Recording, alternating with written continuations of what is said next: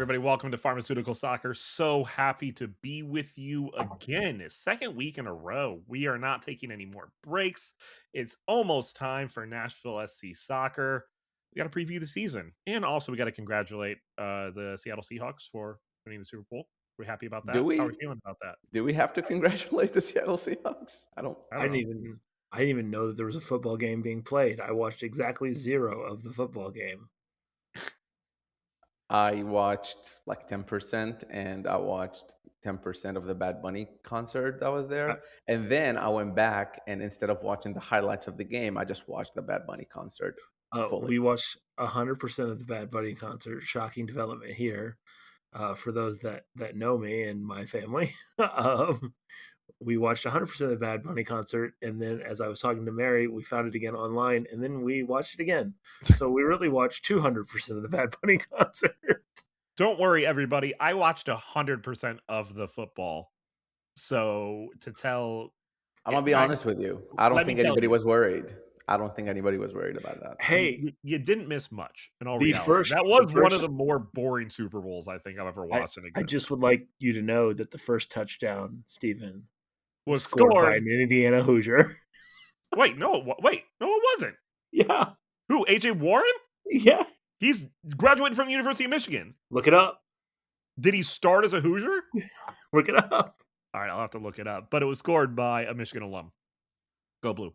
Anyways, how other than that, Valere, I know you're in San Diego. Did you have a good weekend in?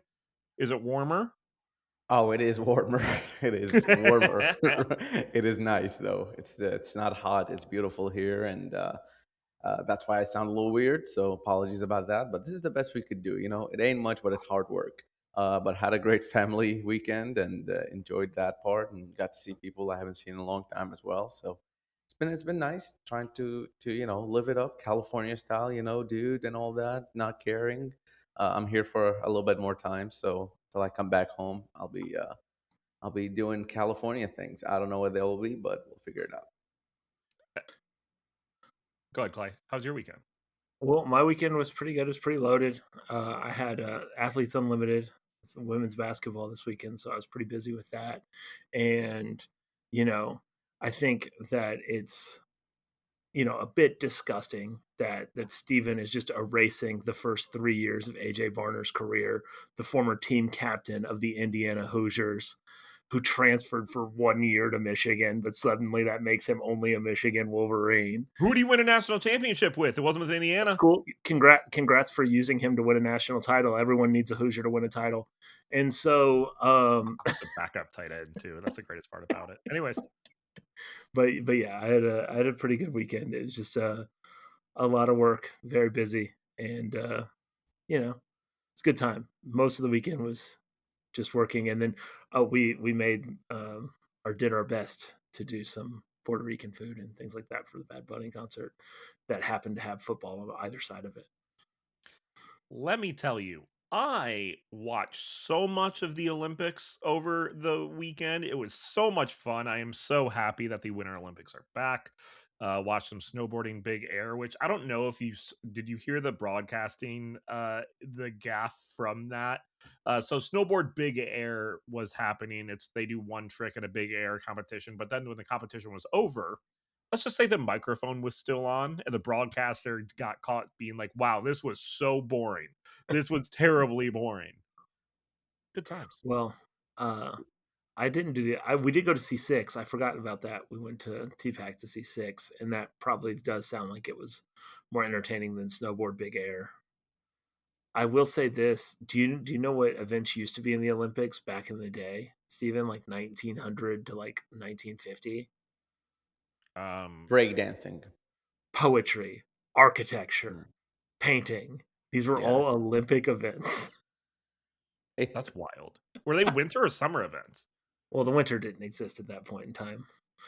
If there I was mean, like it existed as a concept, but the Winter Olympics. if there is one thing that like if there is something that you feel like you could compete at, like a certain category that you could compete at as an Olympian, like what Mhm.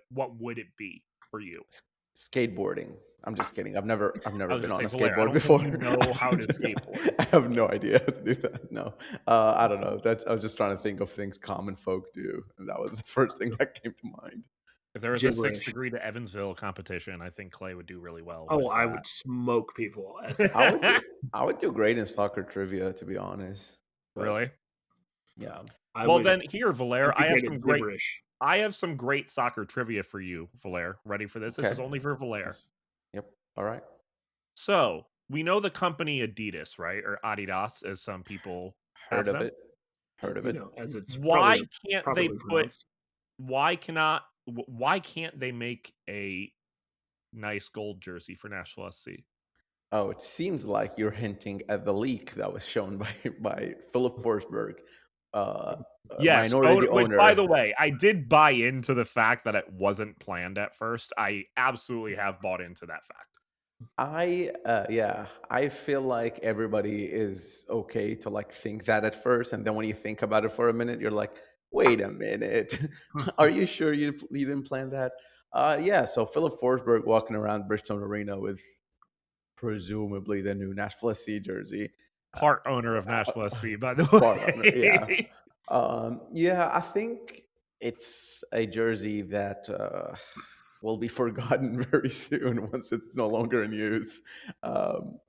If I were to give my honest opinion on it, it's not anything. Now I think Clay always says this, but home jerseys are not supposed to be anything special. Generally, I mean, if you look around the world, like even look at PL teams or whatever, their home jerseys are fairly boring. But I think this one, based on the league, it's pretty rough. I'll How say can that's it my be even opinion. worse than boring, though? Like, it's even worse than boring. Like, if It it was boring, it would be fine, but it's worse than boring. It's just not good. I think okay. So this is the center logo thing is always a weird thing. Now for those that haven't seen it, essentially because of the way the logos are, you've got the Adidas logo, then you've got the elongated octagon for the Nashville logo, but then you've got that rectangle for the Renaissance logo. So essentially, it makes the shirt look like boob frames. that's, that's just kind of the look. So center logo is not a good look in general, but with the I specific never logos thought about it involved, that way. specific logos involved here, it's more present. I don't think a center logo is always terrible. It's just almost always terrible. Yeah, Like there are Roma's new one is a center logo, and it looks great. there are very few that can pull it off. I'll say, like Yeah, it's more way more misses than it is hits on the yeah. center logo, and this one I would say categorically it's a I very I very will big say miss. there's some elements that we haven't seen Hmm. because there are rumors of textures around it that aren't visible in the leak, but there are always going to be something Yeah, like that with some of these jerseys, and there are going to be motifs that you know you end up liking or whatever it may be as you convince yourself that you like a If you jersey pay before you pay $200 $220 on for it. the authentic kit, you can get those nice things that make Yeah. the jersey just a The little crazy bit thing is better. this. The crazy thing is this, though. If Nashville goes and wins something in it, hmm everything changes. So like, and it's so weird because people were like, "Oh no, it'll still be ugly," and then I remember the absolute awful logo that Everton had in 2013-14 is terrible. It looks like a cartoon like house that they had for their jersey. But 2013-14 is Everton's record Premier League points total. So every highlight of that season is like some of the best highlights that like Everton had ever had in the Premier League. So like people look at that and are like, oh man, that was an ugly jersey, but man, they looked really good in it. Like, Well, I guess folks are willing to forgive an ugly jersey for an MLS Cup or whatever, but I will yeah, say I like the there's some, well, I don't know if that's shown yet or not, if there are some rumors of it being having using light blue, like the lighter blue color. If that's true, then I think that's something that NSC I've been wanting to see from them, because I think that light blue looks really good with the yellow and the dark blue. So the more that's kind of used, I think the better. So it's not at the end of the day, it's a jersey. They still have the away one. They'll probably have a new one, following that. There might be a third one, like we saw last year for the first time. So it is what it is on the jersey front. But the most important thing is, I think, on the pitch. But I do understand, like, I totally understand fans wanting their team to look good. I will add one last thing, just if we're trying to salvage something from it. It's almost always the case that it looks better once players wear it and go on the pitch than any picture you see or any sort of fan wearing it. Let's just be honest. Like when the players are wearing it, all kind of in uniform, in high definition pictures, or just playing, I think it just a lot of these things we get hyper focused on, they kind of fade away. Well, I mean, the last home shirt wasn't exactly the most interesting, but with blue shorts, it like kind of stood out in a different way, and it was a Hmm. little bit slightly different look. I do think this, and I think this is important to remember. It's hard to get too worked up about a primary because, as Valer said, and as I always say, the primaries will always be kind of boring. That's kind of the point. Whenever they don't take chances on a secondary or a third kit, that's where it's like, that was a chance to do something fun or different, like the nostalgia kit last year. Right. That was a chance to do something fun or different. When you don't take advantage of those ones, that's the one that gets really annoying to me. This is actually the last thing I'll say about the kid. I know I've said that like three times already, but I do want to make sure that, like, I clarify that this is not just a Nashville SC decision. This is not like people, Nashville SC does have input on this. It's not like they don't get a choice, but it is mostly an Adidas template sort of thing that they share, and you have a few options. So it's like, if you really hate it, it's not just like one person or one one organization's fault. It's kind of a shared experience, especially with MLS.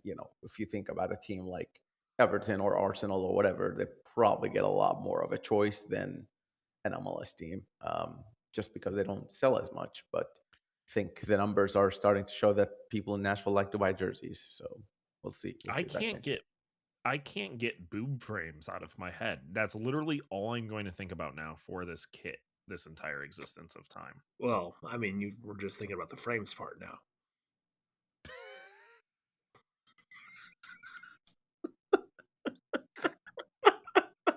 I wish people can see the disappointment in my eyes. If you're a Kappa member, you can see the disappointment in my eyes. Well, all right. So we Moving got we on. got we got to talk about the kit that the club did. I believe they have a release. Actually, it looks like they teasered it for like an actual release on Friday or Saturday, something like that. I think there is some sort of event or thing surrounding it. I don't know. I didn't fully pay attention, but I saw the picture with the guy on the drum, and it wasn't me. So I did have to imagine that they have some sort of event that they are doing for that jersey release. So please make sure you do check that out when they do a full one. But for once, we actually had news release before we started recording. So we can actually talk about that news, as well as a couple of extensions. And we got to get ready for something extremely fun next week. We're going to talk about all of this next on Pharmaceutical Soccer. And we are back right here on Pharmaceutical Soccer, of course, at Pharma Soccer on Twitter, Facebook, and Instagram. Of course, we want you to be a part of 615 Soccer for the upcoming season. Just spell it out in your browser, become a member, even if it's a free member. Would love to have you be a part of the Discord, though. For a cheap price, you could be a part of it, especially with the season coming up. This is the time to be a part of it, and just the conversations that are going on. It's really cool just to see the base continue to grow. The people that pop up in the chat continue to grow. That's something we want to see. We want you to be a part of it. And we might need some help with some episodes coming up, especially the episode next week. So please make sure you are a part of the 615 Soccer fandom community. Would love to have you be a part of it. Check it out. Also, What did Pharma you Soccer. call it? What did you call it first when we first started? The I six one forgot five what. Soccer Mafia. The 615 Mafia. That's right. Yes, be a Uh, part of the mafia. yeah. Absolutely. Yeah. No, it's well worth the money. Ask anybody who is a member, and if you are a member and the season's about to start, you go to the stadium. Just maybe look to your right, look to your left, front of you, behind you, and be like, "Hey, have you heard of these guys? They're great. They're great." And like $3 a month, come on, $7 a month, really? I mean, that's like you can't even buy a sandwich for $7 a month. You know what I What mean? are we, a church communion? Hey, look to your left and look to your right and tell them the best part about your day. Steven, that's not how communion works. But also, I I understand that's just not how communion works. I grew up with trauma. Okay, anyways, Clay, yes. anyway, I'm just saying that's the peace offering. Yes. But Peace be but I with just you. want to take a moment to congratulate Valaire for suffering through that little bit of a technical difficulty. His headset fell off and he just kept on trucking. Yeah, y'all know I be traveling. Like I be traveling all the time, and I take my equipment with me every time, and I record just fine wherever I go. For some reason, this trip has been the worst. I had to buy a new headset. It's awful. It keeps falling off my ears. Anyway, sorry, not to go on a tangent, but you know what? Sometimes real professionals like myself, they figure out a way, and this is what I'm doing right now, figuring out a way. San Diego gone. Speaking of tangents, go to pharmasoccer.com and spend a tangent on merch for That's not how that word works. Segways are not a strong suit for the guy here. They sometimes are, they sometimes are not. I do realize that that one was a bit of a stretch. Sometimes I'm really good at it, and sometimes I'm not. What I want you to do is spend $3 million worth of merch at pharmasoccer.com. Please, I'm begging you. And speaking of $3 million, looks like Nashville SC has the money to spend $3 million worth of money on merch because they just made $3 million from the sale of a player. That was a stretch of a segue, also, but it worked. Valaire, as this Tom Bogart bomb dropped, we had a little bit of an inclination of it over the weekend. Let's talk about this Johnny Perez signing to Chivas. Yeah, so it's not official yet, but it's Tom official, which is as close to official as you'll get. And Ben Wright, also from 615 Soccer, confirmed it. So it looks like Johnny Perez is heading to Chivas, not Chivas USA, the defunct club, obviously Chivas, Guadalajara. Yeah, so Johnny Perez is a US born, he's Mexican American, and Chivas is his dream club. You know, when you grow up in these communities, you watch Liga MX, especially at the time he was growing up. MLS is not as prominent in a lot of these communities, or it's as prominent as Liga MX at least. So growing up a fan of a club and having that club be interested in you, I totally see it from the player perspective and why he would want to go there. Initially, when I first heard the news, I wasn't really sure why Nashville SC would opt for that. You know, Perez seemed like he was on the right path with Nashville SC, kind of getting more minutes and stuff. But as these figures came in from Tom, when you talk about $3 million for a player who has scored one MLS goal in 1,300 minutes or so, that's a really good return. Nashville paid the Galaxy, I believe, 1.5 million to get Perez, and then paid his salary, which wasn't anything that would break the bank, and obviously got some production out of him last season and half of the season prior. To be able to turn that around and double that investment within a year or so, it's is honestly business that I don't think Nashville were able to pass on. So when the figure came out, I started to understand it from Nashville perspective. If this was the sort of if this was like just to break even, I wouldn't have. I would have kind of been a little disappointed from a national perspective. But honestly, with the money that's coming in for a guy who, let's face it, plays a backup role for most of his career in Nashville, I think that's really good business. it's it's not just the money either. It's essentially Nashville is losing a backup to get 3 million and a very valuable roster slot back. So like that's the other thing that can't be lost here is that they get a U22 slot back when he leaves, which can be used to then go sign somebody who might be a better player, might be a more valuable player in that spot because that's the same type of slot that some other Nashville players hold that are higher up on the pecking order too. Certainly, I do think it's worth remembering too that this was always kind of the plan. Um, like when they got Perez on loan, it was always assumed that Nashville was going to pick up the option because Mexican teams have been kind of kicking the tires on him a little bit to begin with. Liga MX has started to look north for younger players the last few years because there's a bit of a premium that's placed inside the league that doesn't exist in the same way in MLS. So they can sign Mexican players out of it, Mexican American players or Mexican players out of MLS for a little bit more of a discount than they would within the league. And that happens in every league in the world. That's not really a unique thing. But like, so teams were looking at him.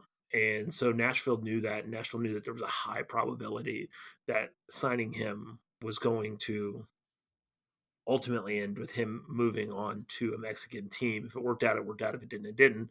And the Galaxy couldn't afford to hold on to him. So there was kind of a spot where it just worked out really well for Nashville. And Nashville got some valuable minutes out of him last year. And to the point where it seemed like maybe he was a long term solution in Nashville. But if you're going to lose a depth piece in any position, this is the position that Nashville was always going to be looking to move people. Now, it does feel weird that they've moved so many people in this position the last few months, but end of the day, if you look at the roster, the minutes weren't there to justify it. Right. Especially for a player of that caliber. To have as a backup who probably should be starting in some instances in the next couple years, like consistently.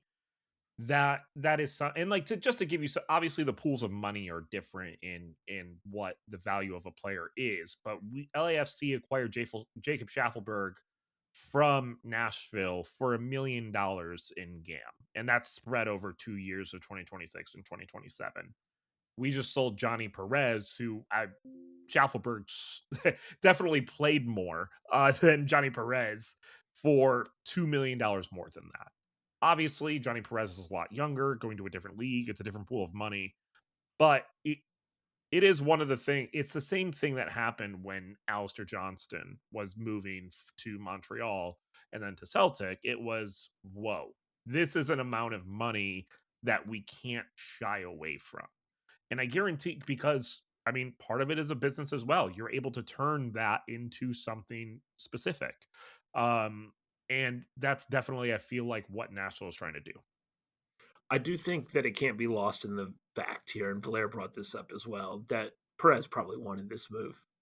This Yes. is this is what he wanted. I think given the circumstances that Nashville was in, Nashville may not have been aching to send another winger out, especially after you let Boyd go, you let Schaffelberg go. I don't necessarily know that Nashville was beating down the door to like sell him out, but if he wanted to leave because he knew he wasn't going to play and there was a really good offer on the table, Nashville was very excited to get that offer.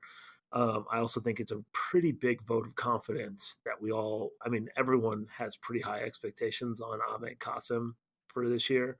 And I think that this is a pretty big vote of confidence in what they expect out of him. Yeah, a couple of things I'll just add to that. First of all, the 3 million fee would be a club record Mm-hmm. for Nashville SC in terms of outbounds. There you go. That's Outgoing. the word. Outgoings. Yeah. Thank you. Yeah. So that's I think that's important to say because that's a step in the club that's taking that. This just hasn't been a selling club in the past. There's been the Alistair Johnston. The reason you're able to name that, Stephen, is because the Alistair Johnston move is, and to extend Jacob Chavelberg move is something that is somewhat uncommon for Nashville SC.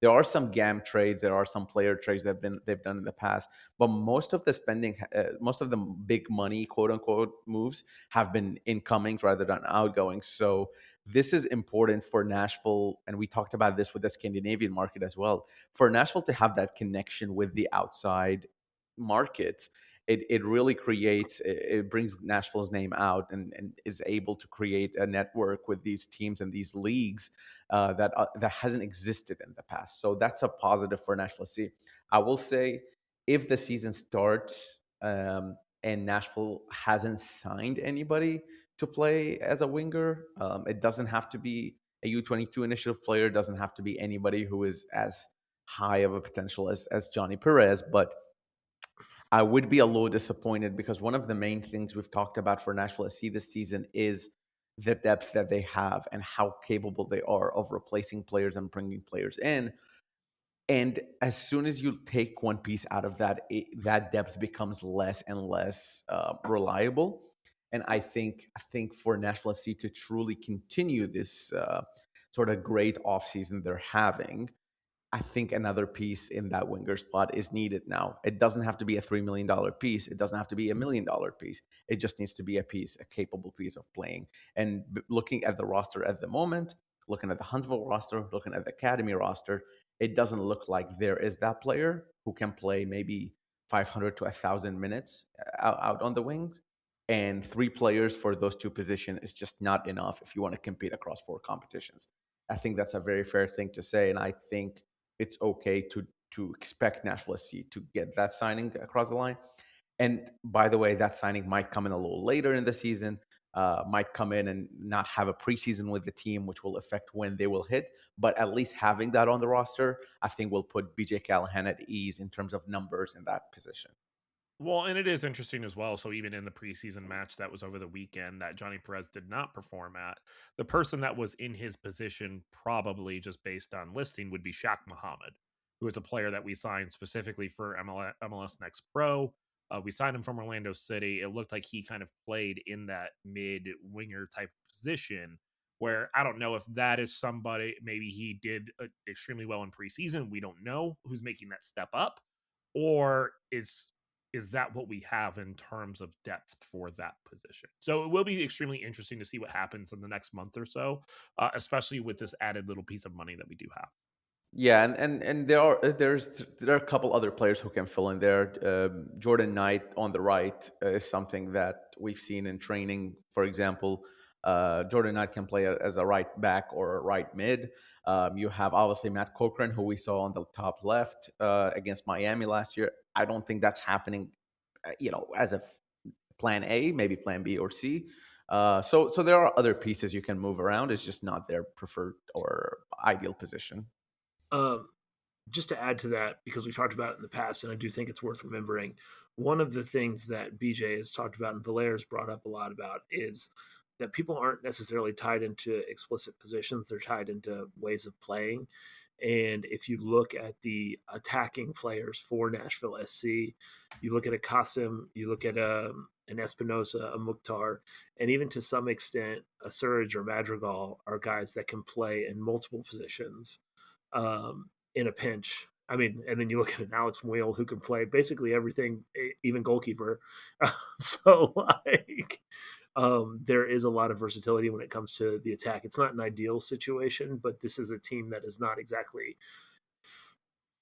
They aren't locked into they will only play this explicit spot in this explicit role. These are guys that can slot in and fill in for each other in lots of different places and presumably be effective doing so because that is the way they train. And it's interesting on Shaq Muhammad specifically because he came in as a striker. Mostly that's where his minutes have been. But with Nashville, we have seen him out wide. So you're right, Steven. So he might be covering there. But he could also just be there because it just the numbers aren't there. We don't Right. really know. We'll start seeing that, in Ottawa as Nashville opened the season there. Which, by the way, we're not really far from that at It's next all. week. Yeah. It's next So week. It is yeah, ridiculous that is next week. Like it's crazy that we have to do prop bets literally next week. It doesn't feel yeah, like it at all. yeah. Um, but there are a couple other players that we do need to talk about from a Nashville SC perspective that got some extremely well deserved extensions. I think Palacios was the one that was more surprising, and not necessarily surprising, just it, I wasn't expecting it for the amount of time. And then, of course, Andy Nahar extended for. By the way, is that for this season? That and they announced it a Mhm. week ago. Yeah, yeah. It's been known for like months. These things, man, they just sometimes take a long time, but this is pretty long. But I don't know. You never know. Could be an agent thing. Could be a legality thing. I mean, there's just a number of things. We knew Andy Nahar was going to be in Nashville SC for this season, but having a club option on both of those guys is a good thing going into the season after this one. But yeah, Palacios, well deserved. I think everybody is excited to see him play another season. From his experience, it clearly showed on, I think, on the pitch. It wasn't flawless. It wasn't like something that, where he was, 10 out of 10 every game, but his floor is really high. And that's something that BJ Callahan, I'm sure, is excited to see because he was able to play with different partners at the center back position. He took a lot of risks as well on the ball, but they were calculated for the most part. He did have a couple of issues, like, in the playoffs against Miami. I thought, the one goal where he didn't track back and stuff like that. But I was extremely impressed from a guy who was unknown last season for most of us here, and just being able to see his speed and like seeing him play in person really really you see kind of what he provides the team. So his recovery speed and his on ball skills and obviously his defending, just I think fully deserved another contract. I mean, and I think there's a intangible thing that Palacios also represents, which is being able to go back into Latin America and bring in a player that can compete immediately and play at a high level with Nashville SC, which is something that Nashville had struggled with from a scouting perspective with their previous like 4 or 5 signings that were out directly out of Latin American leagues. So that was, I know that they'll never say that that was like in their head, like they're just trying to identify players that work and bring them through.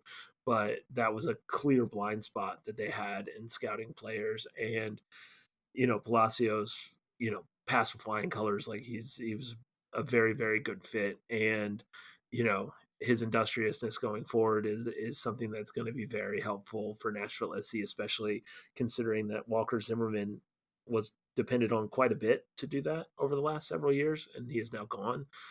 Palacios delivered off corners a couple times. He'll never be Walker in the air, but Walker's one of the best players that has ever played in MLS when it comes to aerial presence. So no one can be. But that NSC could let him go, could let Walker go, and still keep some elements of that game in their, sort of their formula for playing is really really nice. Yeah, absolutely. And then, of course, shockingly, the best right back in the league gets an extension. If Nashville wouldn't have done that, they would have been the biggest idiots of all time. Luckily, we are not. Indian Nahar gets his year extension and continues his opportunity to be the best right back in the league again for a second year. Which watching him in, just watching him in preseason, watching him at that open training, yeah, he's pretty stinking good. One of the best pieces of business I think ever in Nashville SC history. Yeah, I think like he exceeded expectations in his first season, and I don't know if you guys remember, I was really excited about him to start the season. You There's were. like a It's true. there's You were.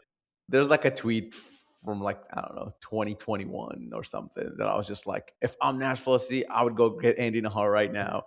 They did do it, but it took him a while. But yeah, I mean, I think for him it was a no brainer, and I will say in his case, he's definitely getting a little bit of a raise for Andy Nahar, and I would assume now we don't know the numbers for sure, but I would assume Jason Palacios same thing. I think there will be a little bit of a higher pay for both of those guys, and it's deserved. With these extensions, usually comes a little bit of a bump. But yeah, for Andy Nahar, I mean, he did what he was asked of and more, I think. And he's capable of continuing that. I think Clay brought this up last episode when we were talking about the depth a little bit. He did seem pretty shot towards the end of the season, and it wasn't just him. It was the entire team, I think. So maybe some rotation would benefit him to continue that form throughout the season. I think it's important to say currently the only person backing him up, well, the only true backup he has is Jordan Knight, and then Josh Bauer can obviously cover there as well. I don't think either of those guys are getting in front of Nahar anytime soon, with all due respect to both of them. But when you have cup games and stuff like that, maybe he'll get his rest. I would love to see Nashville SC being a little bit more proactive there and maybe getting in a true, competitive fullback for him and Lovitz on the left, but at least one to compete with both would be ideal. I think that they're going to get somebody who can play fullback to just get back there. I given the time of year and where we're sitting at, with the season starting next week, I wouldn't be surprised if Nashville takes this now open U22 slot and puts it off until the summer to go out and get a U22 fullback that could eventually, be a high level starting fullback in MLS.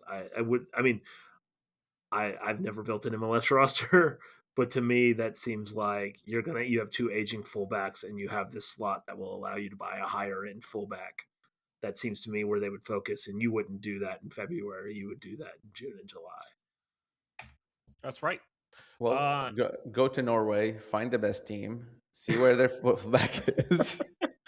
See who's doing good this year. Go get Easy. their right back. Ask Maxwell Waledzi. Well, Valere, before we kind of end this, you wanted to talk about something specific to kind of talk about that you have been doing and you've been working on. So I want to give you this time. Oh yeah, I was just gonna put it in the plugs, but yeah. So a couple of things. I'm working with the Kickback Media folks on some video stuff. So you'll start seeing that on your feed. So if you don't follow Soccer Wise or Kickback Media, make sure you're following them on socials.